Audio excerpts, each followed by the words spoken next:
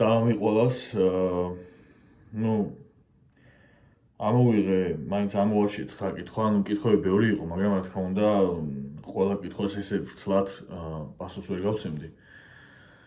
რამდენიმე კითხვა ამოვარჩიე, რაც ასე ვთქვათ, აქტუალური იყო ბოლო პერიოდში და ამ 9 კითხვას შევეცდები სტოპრო გრძელი ვრცლად გავცე ამ უწურავად პასუხი, შევეცდები ყოველ შემთხვევაში. პირველი კითხვა არის ესეთი. როგორი გრძნობა იყო, როდესაც სცენაზე იდექი? სიმართლეს გეტყვით, პირველად არ გამოსულა, რა თქმა უნდა, რამდენი ჩემპიონატზე ვარ გამოსული, ესე არასდროს არ დაუბნეულ ვარ, რადგან ვერ აღიღწევთ მოკლედ, საერთოდ სხვა სცენა იყო, საერთოდ სხვა იყო, ყველაფერი ძალიან უცხო. ყველაზე დამაბნეველი ის იყო, როდესაც სცენაზე ავედი, არ ველოდებოდი ამდენ მაყურებელს. ანუ გადატენილი იყო დარბაზი, იმდენი მაყურებელი იყო უბრალოდ, პლუს 15 მსაჯი გიყურებს, ყველა შენ მოძრაობას აკონტროლებს და რამე არ შეგეშალოს, გეშინია, რამე ისი არ გააკეთო, რომ ამის შესაძლებლობა არ დაუშვა მოკლედ რა. და ძალიან რთული იყო ეს ყველაფერი. ყველაზე მეტად იმოქმედა აი მაყურებლებმა, ძალიან ბევრი მაყურებელი იყო, ძალიან ბევრი მსაჯი იყო. და როგორ გითხრათ, პოზირება ძალიან ბევრს ნიშნავს ჩვენ სფეროში, ანუ შენი შედეგი უნდა ანახო, ხო? უნდა ანახო რეალურად რას წარმოადგენ. თავიდან ბოლომდე. მე ეს ბოლომდე ვერ ვანახე, უბრალოდ არ შემეძლო, ანუ ძალიან უცხო იყო ჩემთვის ყველაფერი, თან მეგონა რომ რაღაც მეთქი, ანუ ეს დიგრძნობა ზოგადად არ უნდა გქონდეს, ამ დიდი გამოცდილება, ამიტომ ეს ჩემთვის, ანუ ვუყურებდი და ფიქრობდი, რომ მეთქი ყველა ჩემზე მაგრად არის და რაღაც ისეთი გახსნილი აღარ ვიყავი სცენაზე და ზუსტად ამაზე ლაპარაკობდნენ მსაჯები, რომ მეტი გახსნილობა ჭირდებოდაო და ბევრად მაგარი შედეგი იქნებოდაო რა. ამიტომ, რა ვიცი, რაღაც განსაკუთრებული გრძნობა იყო მართლა. იმიტომ რომ რასაც მონიტორებიდან უყურებდი ხოლმე, რომ ამხელა აუდიტორიაში გამოდიოდნენ პროფესიონალები, ზუსტად იქ ვიდექი მე და ამას თან ვერ ვაცნობიერებდი. მოკლედ ძალიან რთული იყო მართლა ამ სცენაზე გამოსვლა, ფსიქოლოგიურად ამისთვის მზად არ ვიყავი. მეგონა რომ მზად ვიყავი, მაგრამ როდესაც სცენაზე ავედი, მივხვდი რომ ამისთვის რეალურად მზად არ ვიყავი. მაგრამ რა თქმა უნდა, ეს ყველაფერი გამოცდილებაა და შემდეგში უკვე ისეთი мотивациით წახვალ, რომ უკვე იცი იქ რა დაგხვდება. აი ეს რომ ცოდნოდა მე. ან კიდე შეჯიბრი რომ ყოფილიყო ორ დღეში, სხვანაირად გავიდოდი, კიდე რაიმე ტურნირი რომ ყოფილიყო რა. ესე რომ გრძნობა იყო განსაკუთრებული მართლა. ყველაზე მეტად რომელი არაჯანსაღი საკვები გიყვარს? რავი, ბევრი თითქმის ყველა. მაგრამ რომ გამოუყო ესეთი ალბათ იქნება პიცა. ბურგერი საერთოდ არ მიყვარს, გაგიკვირდებათ, აი საერთოდ არ ჟდება. ვიცი. სხვა არაფერი რო იყოს სახლში საკვები და ბურგერები იყოს, მაინც არ მივირთმევ. აჭარული ხაჭაპური. ეს არის ჩემთვის სამეფო კერძი, ასაც ქვია. იმერული ხაჭაპური, რა თქმა უნდა. ხინკალი, თიულური, რა თქმა უნდა. მწვადი დიდად არ მიყვარს. შაურმა, ჩვენი ტრადიციული. რა ვიცი, მოკლედ ქართული სამზარეულო ძალიან მიყვარს. იქ ხა ესპანეთში რაც ვნახეთ, მათი ტრადიციული საკვები დიდად არ მომეწონა. კარგ პიცას აკეთებენ მართლა. აქვთ კიდე, აი შაურმის მსგავსი აქვთ კიდე რაღაც. აღარ მახსოვს ზუსტად რა ქვია, ნორმალურია, მაგრამ ჩვენსაც არ ჯობია. ჩვენ ძალიან მაგარი კერძები გვაქვს ქართველებს და ისინი რო აქ ჩამოვიდნენ და ეს კერძები დააგემოვნონ, მხოლოდ ამის გამო დარჩებიან საქართველოში. ასე რომ, ქართული სამზარეულო ძალიან მიყვარს. რატომ არა ვეგანიზმი?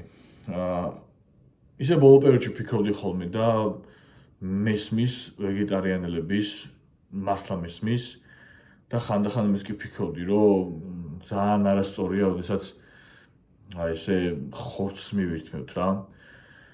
მაგრამ თემა იმაშია, რომ ჩემი კარიერის გამო უბრალოდ თითქმის შეუძლებელია კონკურენცია გაუწიო ადამიანებს, რომლებიც ხორცით იკვებებიან და ძალიან დიდი სხვაობა აქვს მცენარეულ და ცხოველურ ცილებს შორის, ამინომჟავებიდან გამომდინარე. ასე რომ ბევრად ნაკლები შანსი მექნება კონკურენცია გაუწიო. არიან ვეგეტარიანული ბოდიბილდერებიც მესმის, მაგრამ მოდით შევადაროთ მაშინ უმაღლეს დონეს და შევადაროთ მისტერ ოლიმპიას. შედარებაც არ არის. ვეგეტარიანული ბოდიბილდერები მოგეჩვენება თუ საერთოდ არ ვარჯიშობენ იმათთან შედარებით. ასე რომ ანუ ეს ჩემთვის არის კარიერა და ყველაფერი ცხოვრებაში საერთოდ რა, ამის გარეშე ვერც ფინანსებს ვერ გამომიმუშავებ, ვერც ხალხი ვერ გამიცნობდა და არც მიზანი მექნებოდა ცხოვრებაში. ანუ ყველა ჩვენი კარიერა გვაქვს, ხო?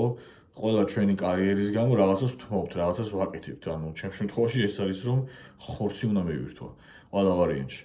ასე რომ, მესმის ვეგეტარიანელების მივესალმები კიდევაც ძალიან მაგარი ხალხია, რომ აი ესეთი გადაწყვეტილება მიიღეს ცხოვრებაში, მაგრამ რო არ ვიყო ამ სფეროში ალბათ მეც აქეთ გადავინაცვლებდი, ოღონდ მართლა ვიძახი ამას. მაგრამ ამ შემთხვევაში უბრალოდ ფიზიკურად ვერ გამოდის. გამომარჯოს თაზო, ვიცით რომ ნახშირწყლების საღამოს საერთოდ არ შეიძლება, მაგრამ მაინტერესებს თუ შეიძლება ბოსტნეული ვჭამო საღამოს საათებში. კი, ბოსტნეული ერთ-ერთი რამეა, რაც შეგიძლიათ ულიმიტოდ მიიღოთ რა, მართლა გეუბნებით. საღამოს მეც ახლა როცა უკვე მიჭირდა ხოლმე დიეტის გამო, მე ახლა ცოტა განსხვავებული დიეტა მაქვს, რა თქმა უნდა, ესე დიეტა არ უნდა გქონდეთ თქვენ, ვისაც უბრალოდ სწორი კვება გინდათ და ფორმაში გინდათ მოსვლათ. საღამოს მივირთვოდი ხოლმე ბოსტნეულს და ამით უფრო გადამქონდა ხოლმე რა, მაგრამ ბოსტნეულებიდანაც გააჩნია, რა თქმა უნდა, ახლა სტაფილოში ბევრი შაქარია, ძალიან მარტივად შეგვიძლია მივიღოთ ბროკოლი, ძალიან ბევრ ბროკოლს ვიღებდი ხოლმე. ბროკოლი, კიტრი, პომიდორით შეიძლება რაღაც გარკვეული რაოდენობით. აი, მწვანე ბოსტნეული შეგიძლიათ მიიღოთ ულიმიტოდ რა. აი, რა ვიცი, ლიმიტის გარეშე. რამდენიც მოგესურვებათ. რაც შეეხება წითელ ბოსტნეულს, რაღაც გარკვეული დოზით შეიძლება, თუნდაც სტაფილოში შეიძლება რაღაც გარკვეული დოზით, მაგრამ სტაფილოში იწოდეთ, რომ ძალიან ბევრი შაქარია. აქედან გამომდინარე, ბოსტნეული აუცილებელიც არის მარტო იმიტომ არა, რომ შიმშილი გაწუხებს და ეს შიმშილი გადაიტანო, აუცილებელია საკვების გადამუშავებისთვის. ასე რომ ის არ დაგავიწყეთ არანაირად, მართლა აუცილებელია და ბოსტნეულის გარეშე არაფერი გამოვა. შენი აზრით რაიმე წინსვლა მთავრობის დახმარების გარეშე ექნება ბოდიბილდინგს? ყველანაირი ფინანსების გარეშე რაიმეს მიაღწევს ქართველები, რაიმეს მიაღწევენ? ცეორი რაღაცაა, შენი ფინანსებით უნდა გააკეთო ყველაფერი, სხვა გზა არ არის რა. რაღაც ძალიან მეჭირა მთავრობა ჩაიხედოს ამ სფეროში. არ და მართლა ძალიან ბევრი შრომობთ ბიჭები და ძალიან განვითარებული სპორტიც არის საზღვარგარეთ. ძალიან სანახაობრივიც არის რა, ვინც არ დასწრებული არ ხართ ხა ჩემპიონატებს ვერ მიხვდებით. რომ დაესწრებით იმხელა მოტივაციას აკრიფავთ, ისეთი იმხელა სურვილი გაგიჩნდებოდ უბრალოდ ვარჯიშის შევლას სცენაზე გამოსვლის სურვილიც გაგიჩნდეთ რა. უბრალოდ ვინც ჯერ ვერ დაესწრეთ ჩემპიონატებს, ანუ ვერ მიხვდებით ზუსტად რა. აი მომავალს მაგალითად იქნება საქართველოს ჩემპიონატი ბოდიბილდინგში შეგიძლიათ მოხვიდეთ დაესწროთ. მე ამ ინფორმაციას დავდებ ყველაფერს. საქართველოს ჩემპიონატის შემდეგ ორ კვირაში დაახლოებით ან 10 დღეში იქნება გრან-პრი. გრან-პრი არის ახალი ტურნირი საქართველოში, რომელიც ტარდება ასევე პროფესიონალებში. აი მე სადაც ვიყავი პროფესიონალებში, ანალოგიურად იგივენაირად ჩამოდიან პროფესიონალები საქართველოში და ვებრძვით ერთმანეთს, ესე ვთქვათ, 2 წელია სტარტდება ეს ტურნირი, მაგრამ ახალი არ არის. და აქაც საკმაოდ მაღალი დონე იქნება და რა ვიცი, ნებისმიერ შეუძლია ჩამოვიდეს, გამოვიდეს როგორც პროფესიონალი. რამდენი იყავით ქართველი ჩემპიონატს გულისხმობ, რა თქმა უნდა. ხო, აქ მე დავწერე ერთ-ერთი ქართველი, ვინც ესე ტურნირზე გადის და დიდი პასუხისმგებლობაა, მეთქი ეს სამარიაჟოდ არ მithქონს, უბრალოდ მართლა ესე იყო და ძალიან დიდი პასუხისმგებლობას გრძნობდი და ძალიან მიხარობდა, რომ მე ვიყავი პირველი ქართველი, კი, მე ვიყავი ერთ-ერთი ქართველი, რომელიც იყო მსოფლიო ჩემპიონატზე პროფესიონალებში. დანარჩენი მოასპარეզები იყვნენ, ანუ ქართველები არნოლდ კლასიკის ჩემპიონატზე და იყო ეს სამოყვარულო ჩემპიონატი, ანუ არა პროფესიონალებში, ესე დავარქვენ რა. ასე რომ ძალიან ბევრი არასწორად გაიგო, შენ არ ყოფილ ხარ ერთ-ერთი ქართველი, რომელიც გადიოდა და ასე შემდეგ. და მოდით ჯერ ჩაიხედეთ ხოლმე სიტუაციაში, გაერკვეთ და მე დავაკომენტარეთ ხოლმე, მე გამოთქვით ხოლმე საკუთარი აზრი. ერთ-ერთი ვიყავი კი, ვინც პროფესიონალებში გავიდა მსოფლიო ჩემპიონატზე და ის სამარიაჟოდ არ მithქონს, ჩემთვის იყო ძალიან საამაყო ეს და ნუ მოკლედ აქედან გამომდინარე მოყვა ეს ყველაფერი. რამდენი წელია რაც ამ სფეროში ხარ და დაახლოებით რამდენი დრო დაახლოებით რამდენი დრო სჭირდება სრულყოფილი სხეულის მიღებას წარმატებები. მე 11 წელია ამ სფეროში ვარ უკვე.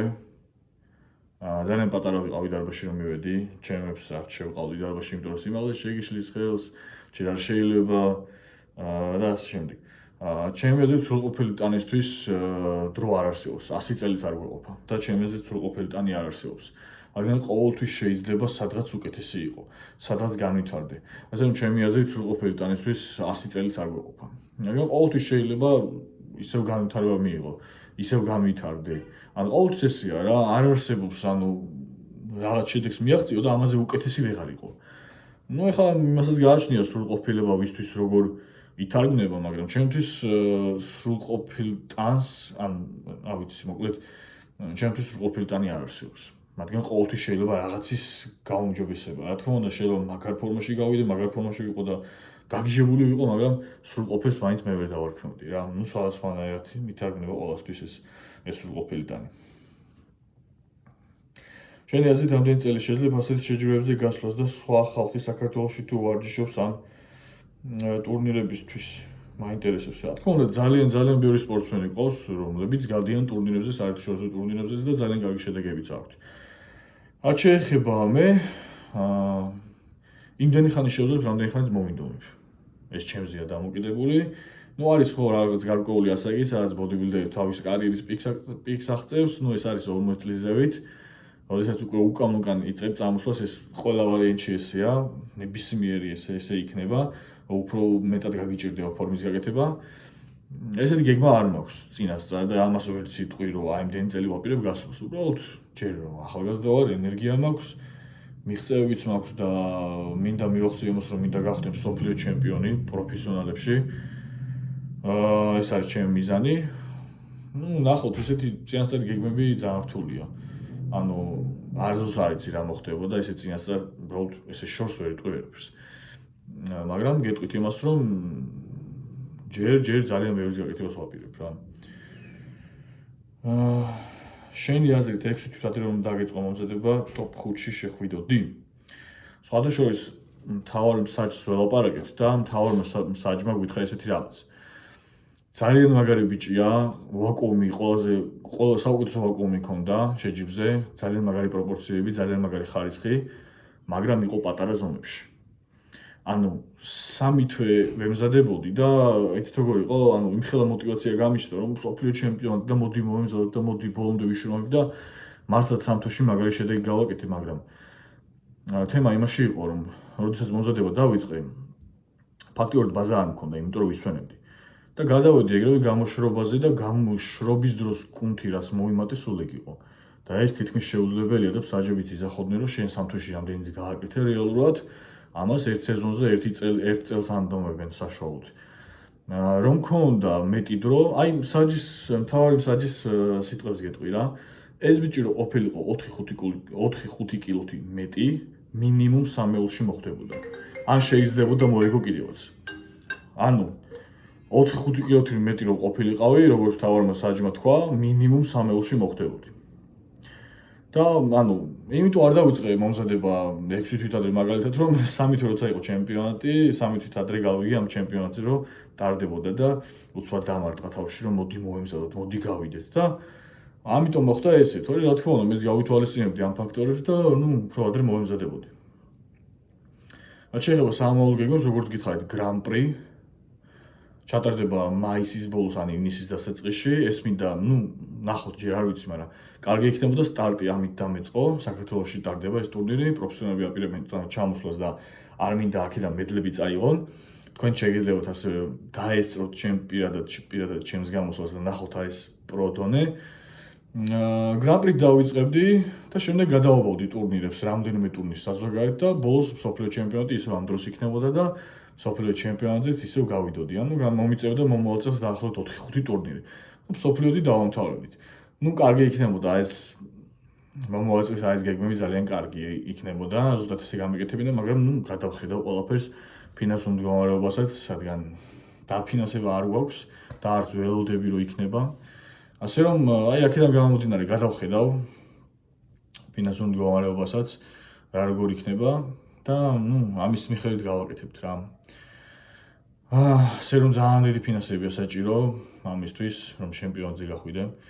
ამიტომ ნახოთ, აი ესეთი გეგმა კარგი იქნებოდა მომავალ წლისთვის.